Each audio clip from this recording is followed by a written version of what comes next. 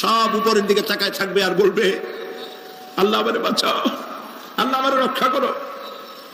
সমস্ত নবীরা, সমস্ত নবী আদম আলাইহিস সালাম থেকে শুরু করে ঈসা আলাইহিস সালাম পর্যন্ত সব নবী বলবেন, নাফসি নাফসি, আল্লাহ আমারে বাঁচাও, আমাকে রক্ষা করো।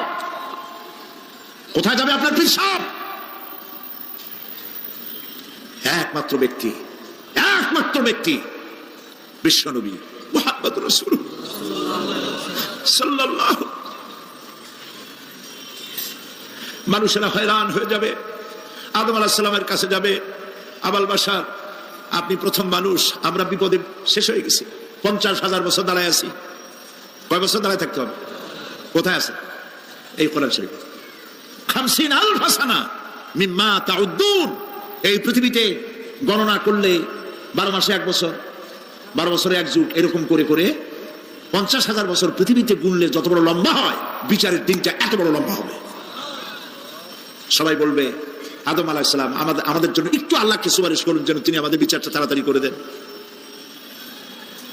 তিনি বলবেন, আমার পক্ষে সম্ভব না, আল্লাহর সামনে দাঁড়িয়ে কথা বলার আমার কোনো সাহস নাই, আমি পারবো না।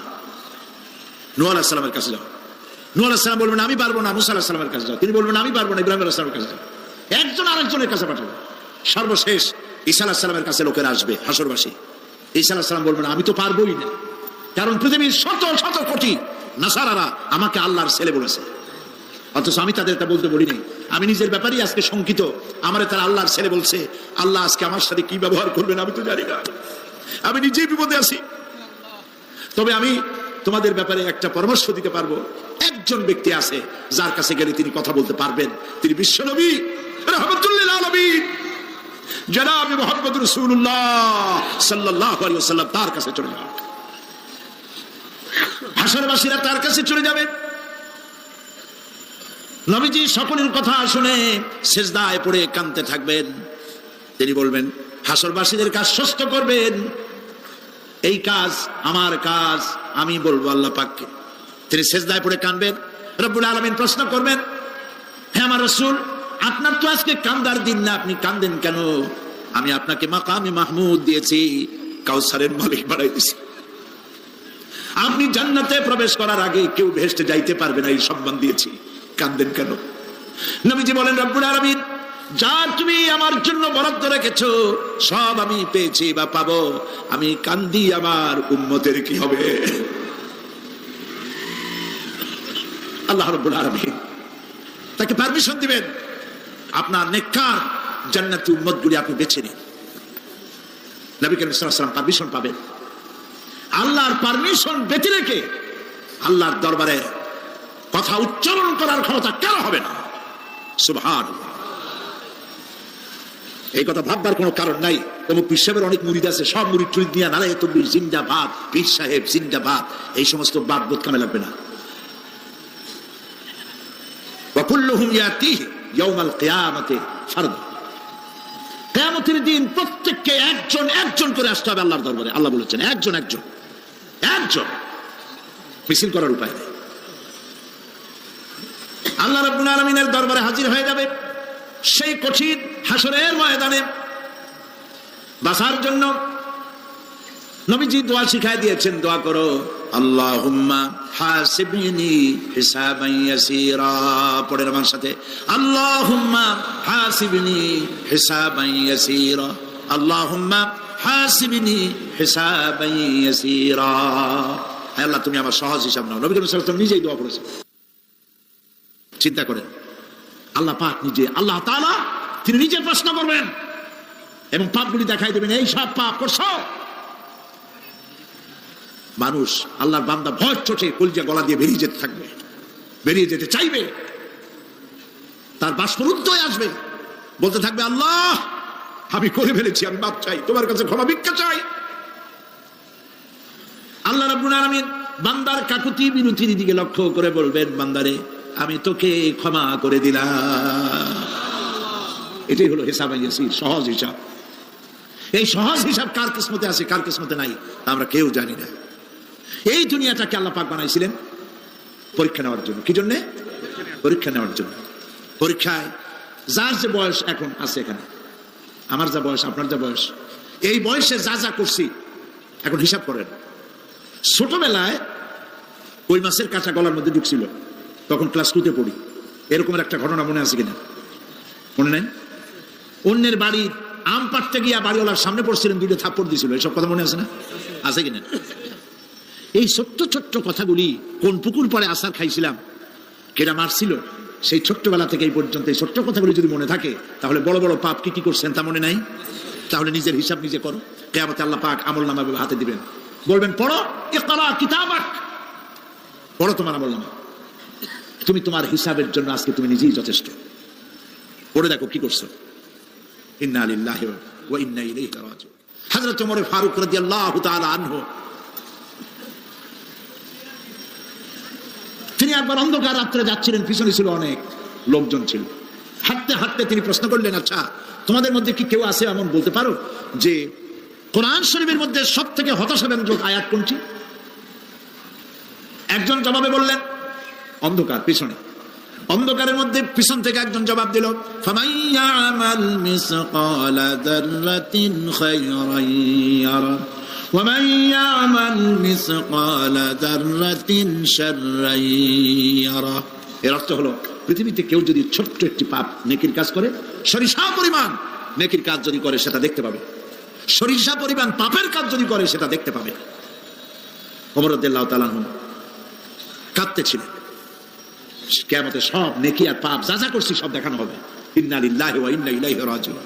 আল্লাহ তুমি মাফ করে দাও আমাদেরকে, আমরা বলি আমিন। কতক্ষণ হাঁটার পরে তিনি প্রশ্ন করলেন, আচ্ছা মুমিনদের জন্য কোরআনের মধ্যে সব থেকে আশাব্যঞ্জক কোন আয়াত কি আছে? পিছন থেকে আওয়াজ এলো, মুমিনদের জন্য আশাব্যঞ্জক একটি আয়াত আল্লাহ রাব্বুল আলামিন কোরআনের মধ্যে দিয়েছেন, সেটি হচ্ছে লা তাকনাতু মির রাহমাতিল্লাহ। আমার রহমত থেকে, আল্লাহর রহমত থেকে হতাশ হয়েও না, নিরাশ হয়ে যেও না। অর্থ হচ্ছে আমরা পাপ করেছি, আমরা সবাই গুনাহগার কিনা বলেন? স্বীকার করি আমরা সবাই গুনাহগার কিনা? সবাই গুনাহগার।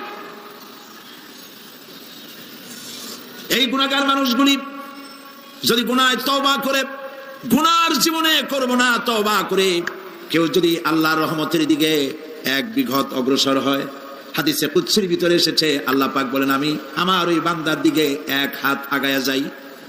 কোন বান্দা যদি গুনার তওবা করে আর যদি গুনাহ না করে আমার দিকে যদি হেঁটে আসে, আমার রহমত বান্দার দিকে দৌড়াইয়া যায়। আল্লাহর গজবের চাইতে রহমত বেশি। বান্দা তোমার গুনাহ যদি আকাশ সমান হয়, আল্লাহর, তোমার গুনাহ যদি পাহাড় সমান হয়, আল্লাহর রহমত আকাশ সমান। তোমার গুনাহ যদি আকাশ সমান হয়, আল্লাহর রহমত তার আরশে আজিম হয়ে গেছে। মাপ চাও, ক্ষমা চাও, তওবা করো, জীবনে গুনাহ আর করবো না। যে ব্যক্তি তওবা করবে, গুনাহ থেকে বাঁচবে, আল্লাহ তাদেরকে রক্ষা করবে। প্রিয় ভাইয়েরা, এই দুনিয়ার জিন্দেগিতে পৃথিবীর মহব্বতে আমরা পাগল হয়ে গেছি। সবাই শুধু টাকা টাকা, টাকা ছাড়া দুনিয়াটা ফাঁকা। দুনিয়া কা মজা লে লো, দুনিয়া তোমারি হ্যায়। খাও দাও ফুর্তি করো, দুনিয়াটা মস্ত বড়। এগুলি শয়তানদের কথা। কাদের কথা? শয়তানদের কথা। আল্লাহ বলেছেন কুলু ওয়া তামাত্তাউ, খা, জব্বার খাও, খা, খার ফুর্তি কর। মাতাউন কালিল সুম্মা মাওয়াহুম জাহান্নাম ওয়া বিসাল মাসির। সামান্য কয়েকদিনের জন্য দালান কোঠা বানাইয়া ফুর্তি কর, এরপরে জায়গা হবে জাহান্নামে। জায়গা হবে কোথায়? জাহান্নামে। প্রিয় ভাইয়েরা, এই দুনিয়াটার দৃষ্টান্ত একটা পরের স্ত্রীর মতো সুন্দরী যুবতী, রূপবতী, স্বাস্থ্যবতী পরের একটা স্ত্রী। এটা দেখে আফসোস করে কোনো লাভ আছে? জবাব দেন, যারা কথা বুঝেন তারা জবাব দেন। অন্যের সুন্দরী তরুণী, তন্নী, রূপবতী যুবতী, রূপের ছটায় চতুর্দিকে আলোকিত, এরকম একটা পরের বউ দেখে আফসোস করে কোনো লাভ আছে? ওর তো বিয়ে হয়ে গেছে, তুমি আফসোস করে লাভ কি? গলা দড়ি দিয়ে মরলেও লাভ নাই। এই পৃথিবী একটা সুন্দরী পর স্ত্রীর মতো, একে যত মহব্বত করবেন আল্লাহর রহমত থেকে তত দূরে চলে যাবেন। আর এই দুনিয়ার উপরে যত লাথি মারবেন আল্লাহর দিকে তত আগায় যাবেন। খালি টাকা চাই, টাকা টাকা। বাড়ি একটা আছে আরো 6টা চাই, দোকান 5টা আছে আরো 7টা চাই, গাড়ি একটা আছে আর 50টা চাই। এই চাই আর চাই, খাই আর পাই, এই করতে করতে মানুষের জীবন শেষ হয়ে যায়। আহারে, একেবারে খালি হাতে চলে গেল। 5 দিন তাফসীর করেছি, 31 জন হিন্দু খ্রিস্টান মুসলমান হয়ে গেছে এবার চট্টগ্রাম। নবী করিম সাল্লাল্লাহু আলাইহি ওয়াসাল্লাম বলেছেন, কেউ যদি দুনিয়ায় বেঁচে থাকা অবস্থায় কিয়ামতের দৃশ্য দেখতে চায়, সেজন্য সূরা নাবা, সূরা আত-তাকবীর, সূরা নাজিআত, সূরা আল-ইনফিতার এই সূরাগুলি যেন পড়ে, তাহলে দুনিয়ায় জীবিত থাকা অবস্থায় কিয়ামতের দৃশ্য দেখতে পারবে। ঈমানদার ব্যক্তি, যে ব্যক্তি মরার সময় মুখে উচ্চারণ করতে পেরেছে লা ইলাহা ইল্লাল্লাহু মুহাম্মাদুর রাসূলুল্লাহ, জোরে সরে পড়েন লা ইলাহা লা ইলাহা লা ইলাহা লা ইলাহা ইল্লাল্লাহু মুহাম্মাদুর রাসূলুল্লাহ, কালেমা পড়ে মারা গেল। এরপরে কবরের ভিতরে মুনকার নাকির ফেরেশতা এসে হাজির হয়ে যাবে, প্রশ্ন করবে মান রব্বুকা। ঈমানদার ব্যক্তি বলবে রব্বি আল্লাহ। বলেন রব্বি আল্লাহ, আমার রব কে? আল্লাহ না, আল্লাহ। মহব্বতের সাথে বলেন আল্লাহ। কেউ যদি হৃদয়ের গভীর কন্দর থেকে, কলিজার মধ্য দিয়ে, মনের মণিকোঠা থেকে একবার যদি গভীর রাত্রে জেগে একবার যদি বলে আল্লাহ, আল্লাহ পাক 70 বার সাড়া দিয়ে জিজ্ঞেস করেন, বান্দা কি চাও বলো, আমি হাজির। কি মজার নাম আল্লাহ, এর থেকে মজার নাম পৃথিবীতে নাই। এই মজা বেশি পাবেন তাহাজ্জুদের সময়। সুবহানাল্লাহ বলেন। রাত জাগতে শিখুন, তাহাজ্জুদের নামাজের অভ্যাস করুন। সমস্ত নবীদের উপরে তাহাজ্জুদ পড়া বাধ্যতামূলক ছিল। গভীর রাত্রে সব ঘুমানো, আপনি জাগুন, উজু করুন, একটা রুমের মধ্যে একা চলে যান, দরজা বন্ধ করে দিন, তারপরে 6 রাকাত 8 রাকাত নামাজ পড়ে কান ধরে আল্লাহর কাছে বলতে থাকেন, আল্লাহ আমি এই সমাজের একজন নগণ্য মানুষ, তুমি দয়া করে আমারে কত টাকা দিছো, পয়সা দিছো। আমার মতো বিদ্যা জানাওয়ালা লোকেরা রিক্সা চালায়, অফিসে চাকরি করে, খাইয়া বউরেও ভালো কাপড় দিতে পারে না। তুমি আমারে কই থেকে কই নিয়ে আসছো বাবু, তার আমি শুধু নাফরমানি করছি, গুনাহ করছি, মিথ্যা কথা বলছি। আল্লাহ তুমি আমারে মাফ করো। গভীর রাত্রে গুনগুন করে নিজের কানে ধরে অপরাধ স্বীকার করে কাঁদতে থাকেন আর ডাকতে থাকেন, ইয়া আল্লাহু ইয়া রহমানু ইয়া রহিমু ইয়া হাইয়ু ইয়া কাইয়ুম। পড়েন ইয়া আল্লাহু ইয়া রহমানু ইয়া রহিমু ইয়া হাইয়ু ইয়া কাইয়ুম, ইয়া আল্লাহু ইয়া রহমানু ইয়া রহিমু ইয়া হাইয়ু ইয়া কাইয়ুম। চোখের পানি ফেলেন। নবীজি বলেছেন, আল্লাহর ভয়েতে গুনাহ করেছিল সেই লজ্জা করে, আল্লাহর ভয়েতে, জাহান্নামের ভয়েতে মানুষ যখন কান্দে, চোখের পানি নাকের অর্ধেক আসতে না আসতে আল্লাহ পাক তারে মাফ করে দেন। আল্লাহ পাক, মা বাচ্চা যদি কান্দে মা সইতে পারে? বলেন, মায়ের চাইতে আল্লাহর মহব্বত কম না বেশি?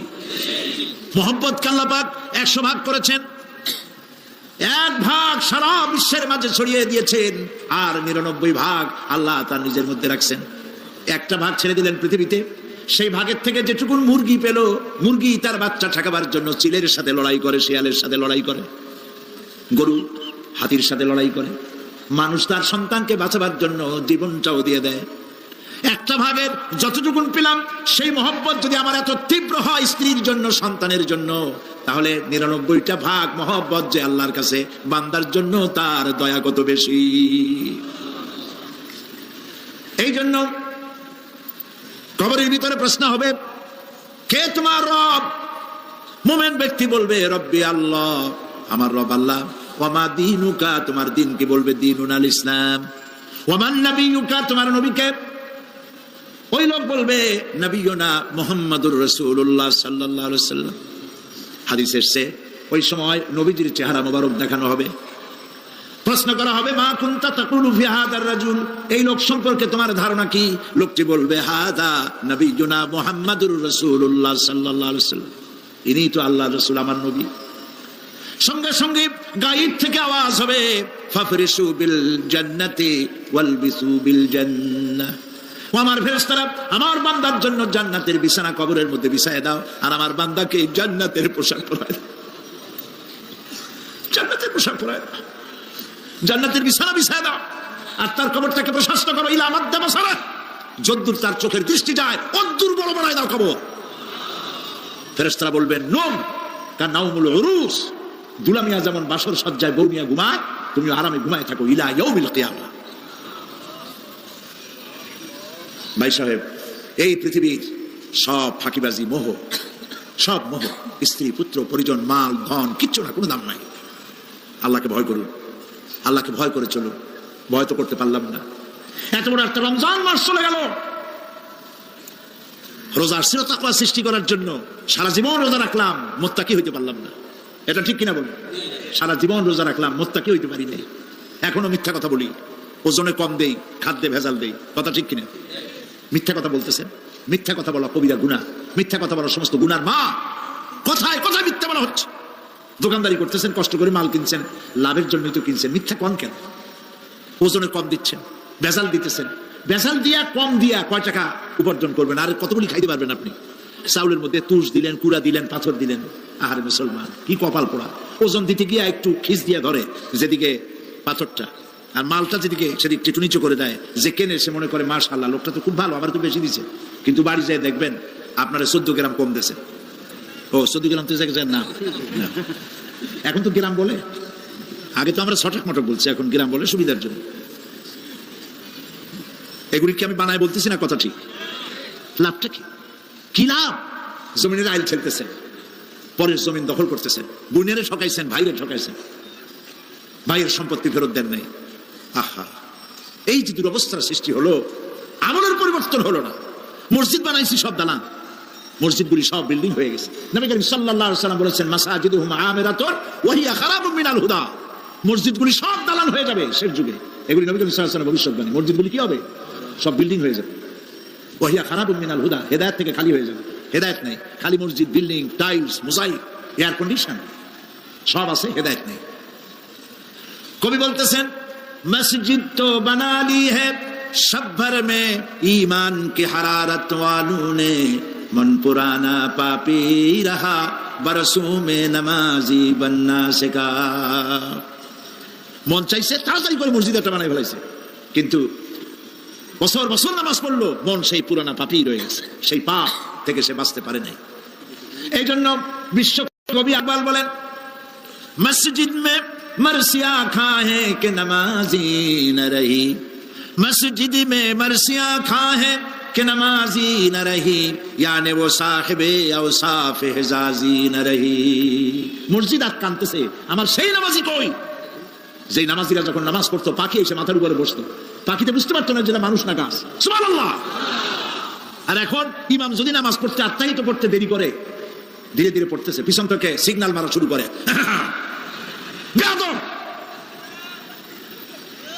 ইমাম যদি নামাজের মধ্যে, ইমামকে কখনো গলায় কাশি দিয়ে আপনি ডিকটেট করতে পারবেন না, বেয়াদবি, নামাজ নষ্ট হয়ে যাবে।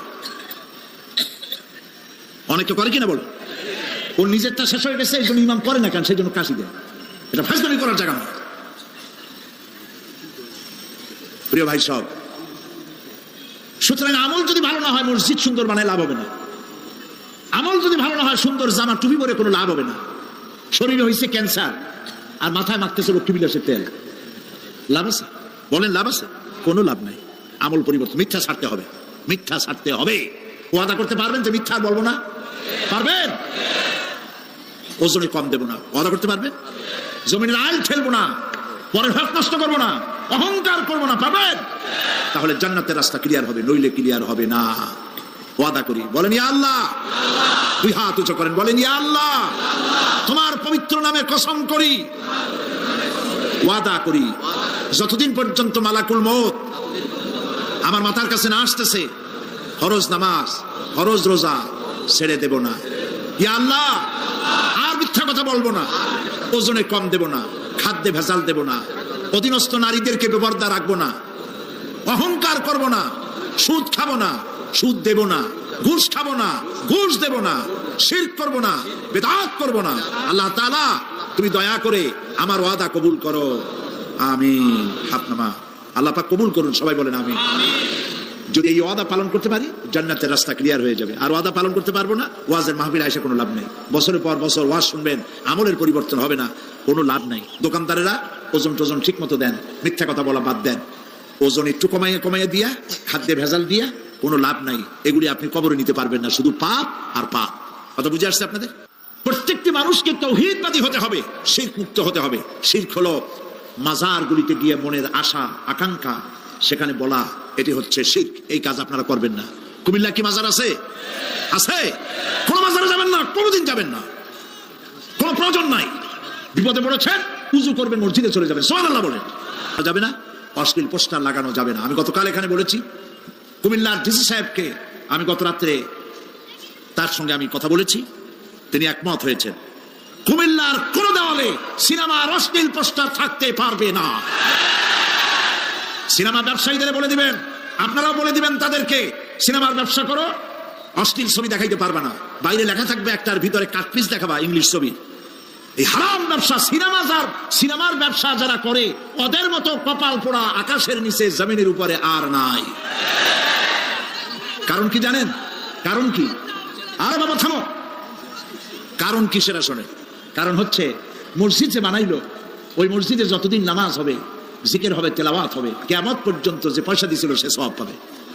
আর সিনেমা যে বানাইলো, সিনেমা দেখিয়া এরকম বই কি কুমিল্লা আসছে? এমন একটা লোকেরা বলা বলি করতেছে, সুবহানাল্লাহ, এমন একটা ছবি আসছে, যারাই দেখলো সব উমরা করতে রওনা হয়ে গেছে। এমন ছবি আসছে যা দেখিয়া সমস্ত মানুষ তাহাজ্জুদ পড়া শুরু করছে। এরকম হয়েছে। যত ছবি আসলো, ছবি দেখলো, পরের মেয়ে কেমনে হাইজ্যাক করবে, কেমনে ব্রিফকেসের মধ্যে বন্দুক রাইফেল গুলি ভাঙ্গে ছুড়ে থুইয়া 10 তলার গ্লাস ভাঙ্গে লাভ দিয়ে পড়িয়া, খালের মধ্যে পড়িয়া, নদীর মধ্যে দিয়ে ফুড়ে উঠে পাহাড়ের উপর দিয়ে পরের মেয়ে নিয়ে দৌড় দিল। এইসব সন্ত্রাসী, ডাকাত, জেনাকার, বদমাশ তৈরি করা হয়। ঠিক না বলো? এই সিনেমা যারা বানাইছো, কান খুলে শোনো। এই সিনেমা যারা দেখতে আসলো, জোহরের নামাজ গেল, মাগরিবের নামাজ গেল, আসর গেল, এশার নামাজও গেল, ঠিক কিনা? এতগুলো নামাজ গেল, আর তারপরে চরিত্র নষ্ট করলো। চরিত্র নষ্ট করে ফেন্সিডিল খাইলো, এরপরে চুরি করলো, ডাকাতি করলো, সন্ত্রাস করলো, জেনা করলো।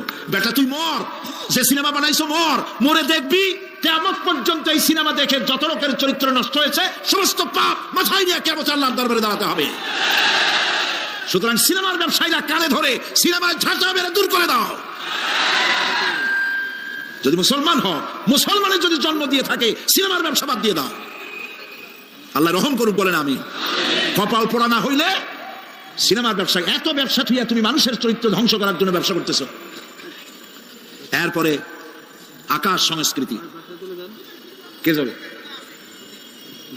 আকাশ সংস্কৃতি ডিশ এন্টিনার মাধ্যমে সাইবার ক্যাফে এগুলি বানায়া রাস্তার মোড়ে মোড়ে দোকান করে, কম্পিউটারের ভেতরে, ক্যাসেটের ভিতরে, ইন্টারনেট ইত্যাদির মধ্য দিয়ে অশ্লীল ছবি প্রদর্শিত হচ্ছে রাস্তার মোড়ে মোড়ে। উঠতি বয়সের যুবক যুবতী মেয়েগুলি নষ্ট হয়ে যাচ্ছে।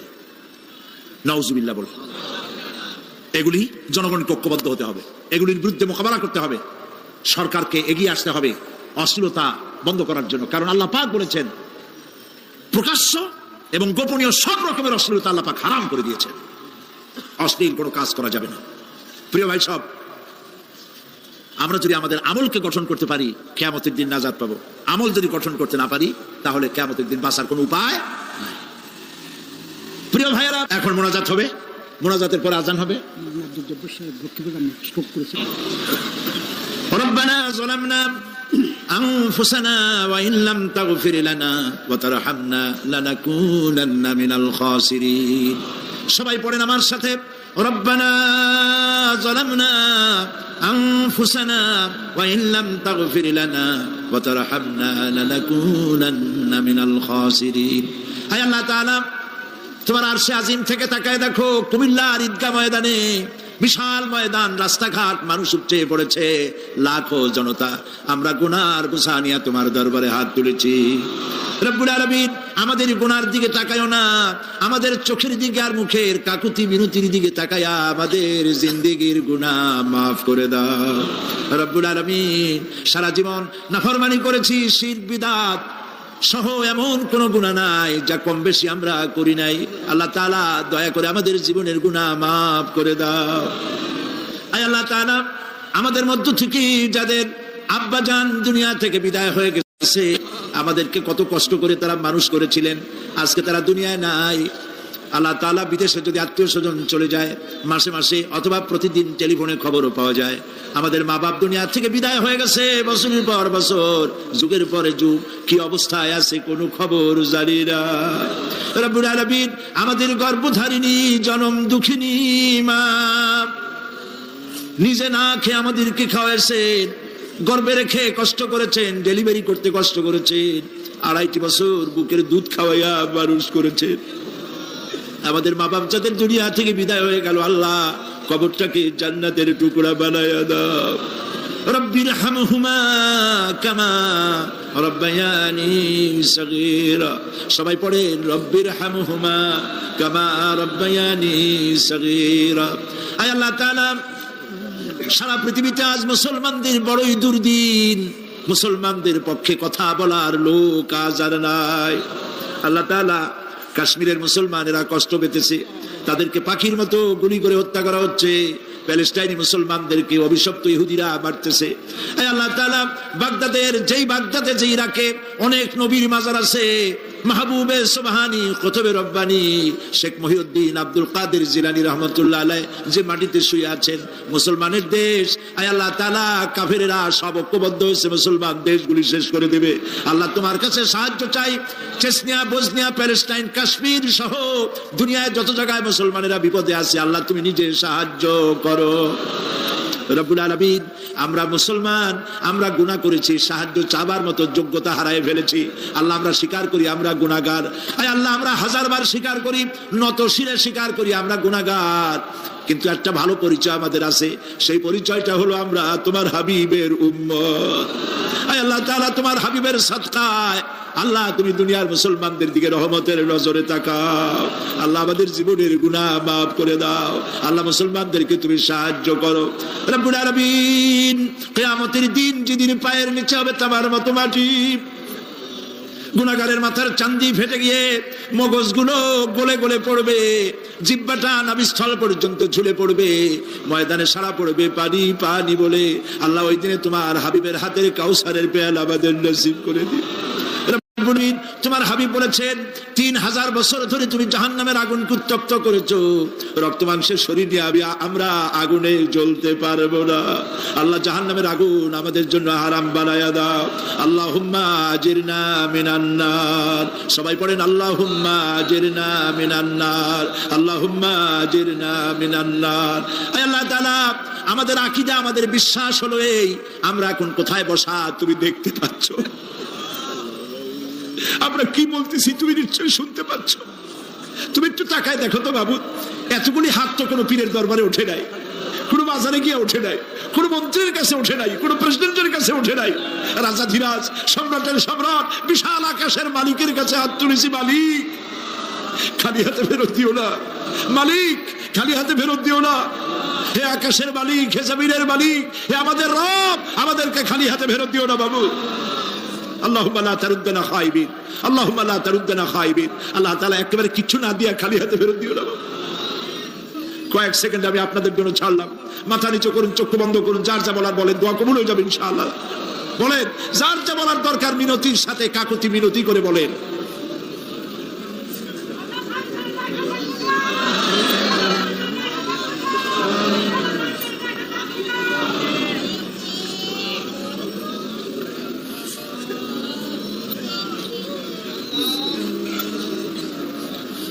আল্লাহ তাআলা, তোমার বান্দারা, তুমি তাকায় দেখো, আসামির মতো বসছে, কি চাইতেছে তুমি শুনতে পাচ্ছ।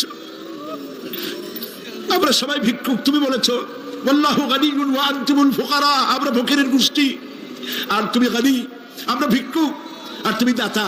আল্লাহ তাআলা, আমাদেরকে খালি হাতে ফেরত দিও না বাবু।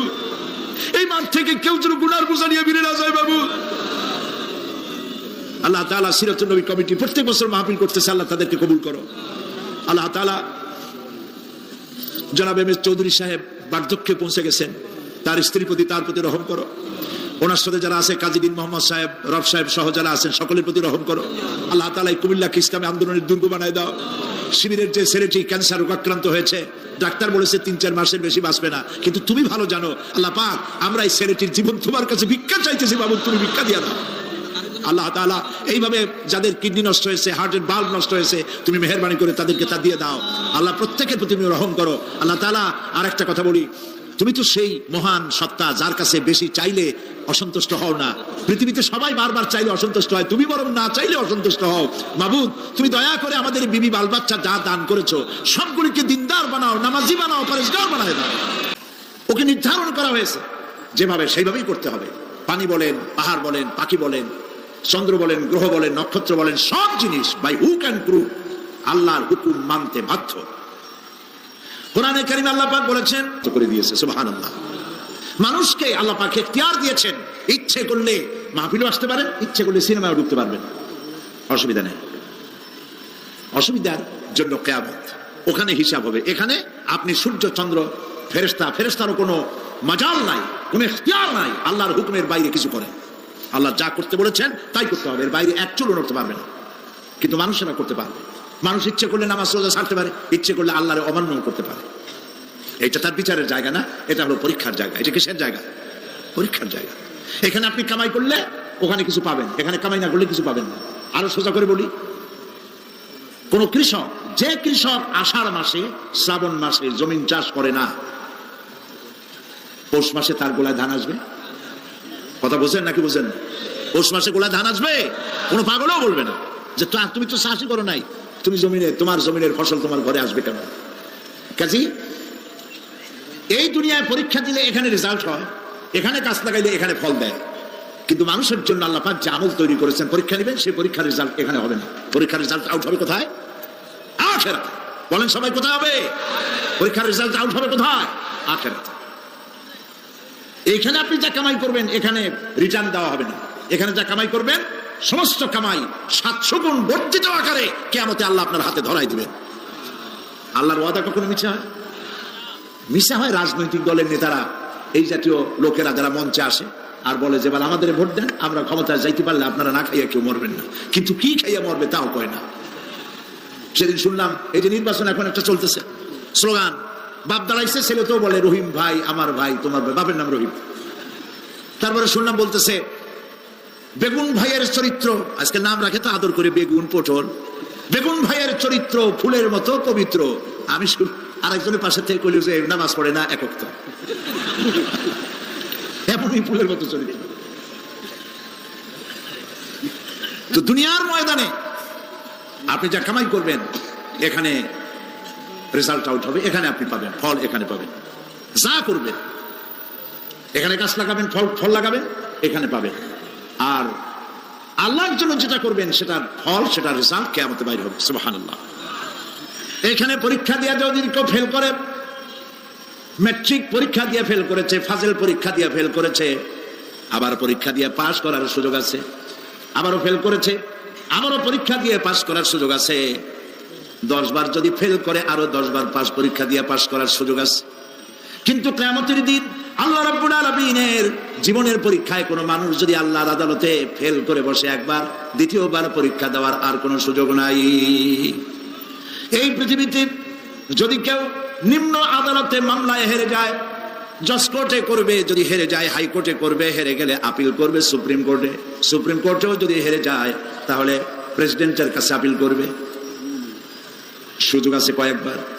কিন্তু কিয়ামতের দিন জীবনের আদালতে কোনো মানুষ যদি একবার ফেল করে বসে, জীবনের মামলায় যদি একবার হেরে যায়, দ্বিতীয়বার আপিল করার আর কোনো জায়গা নাই।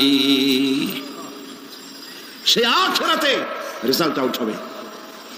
আমরা সব মরে যাব, আমরা সব কি হব? সব মরে যাব। আল্লাহ পাক আমাদেরকে উঠাবেন আবার। মানুষকে কবরে রাখার সময় আমরা কি বলি?